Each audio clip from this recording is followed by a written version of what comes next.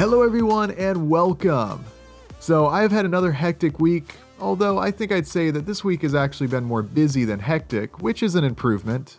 One thing that's been keeping me busy is working on some tutorial videos that will go live next week on Patreon, featuring the all-new FF01 front suspension assembly.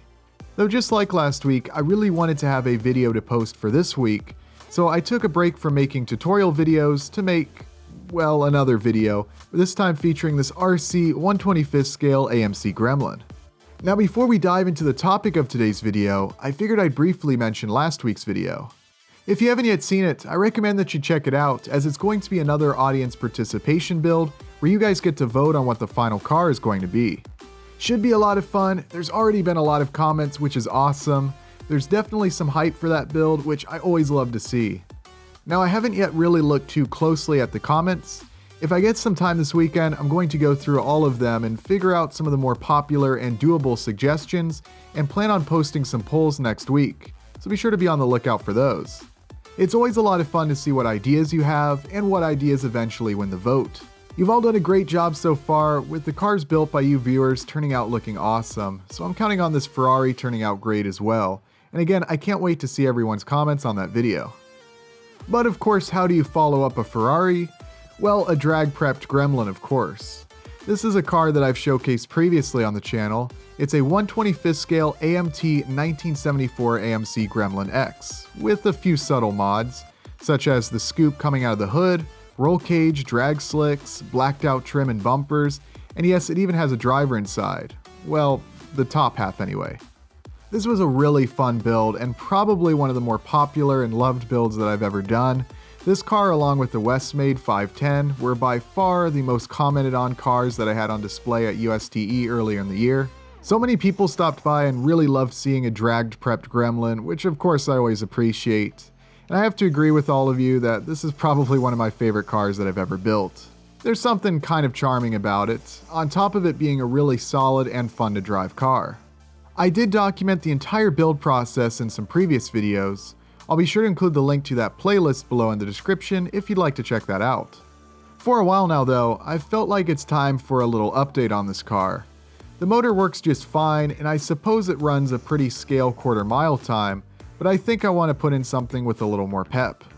I'm not exactly sure what motor I'm going to go with yet, but I do want to keep it brushed so I don't have to swap out the ESC. I've got a variety of motors in my junk drawer that I might try, but I will need to make a custom motor mount and put some brass gears in the rear end, and the driveline might even need to be beefed up as well, but I guess we'll find out.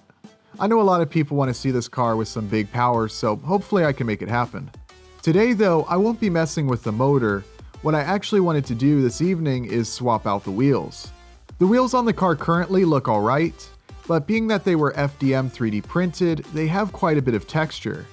I do like the design though, so much that I decided I'd just keep it but print them using an SLA 3D printer instead. You can see the difference in that the layers are far less visible, and there isn't that texture that you see on the old wheels. I did once again print the tires using an FDM printer, though I did choose a shorter layer height to improve the quality of the finished part. Of course, some post-print finishing work is needed, starting with removing all of the support structure. Previously, I had some issues with parts falling off just prior to printing these, so I went really heavy with the supports, as you can see.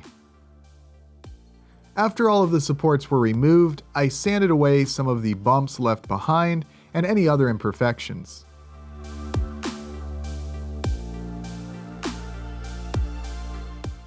I did some post-print finishing work on the tires as well.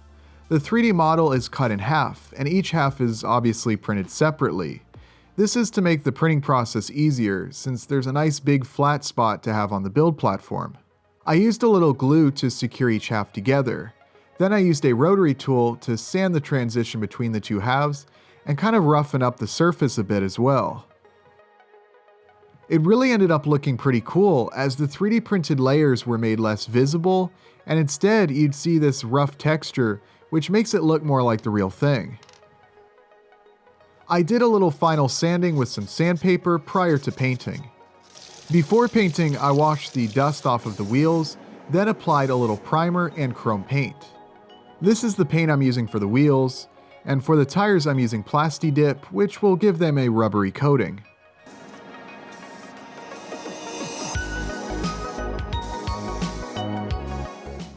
The results look nice, though it probably would have been a good idea to use an airbrush on the wheels instead of spraying from the can. But it was late and I didn't really feel like taking that extra step, so maybe a little lazy on my part, but with my driving, that 1/25th scale curb rash is inevitable anyways. So if you're following along at home, it's really a good idea to let that chrome paint dry for a few days, but you can also just press them onto the wheels right away like I did if you're trying to get a video posted to your channel the next day. Here's a side-by-side comparison. They are an improvement, but not a huge improvement. Definitely a subtle enhancement, but again, it's not like I hated the way they looked before or anything. I just wanted to go from the FDM printed wheels to some nicer SLA printed ones. All that's left to do now is to get these mounted on the car and admire the new shoes.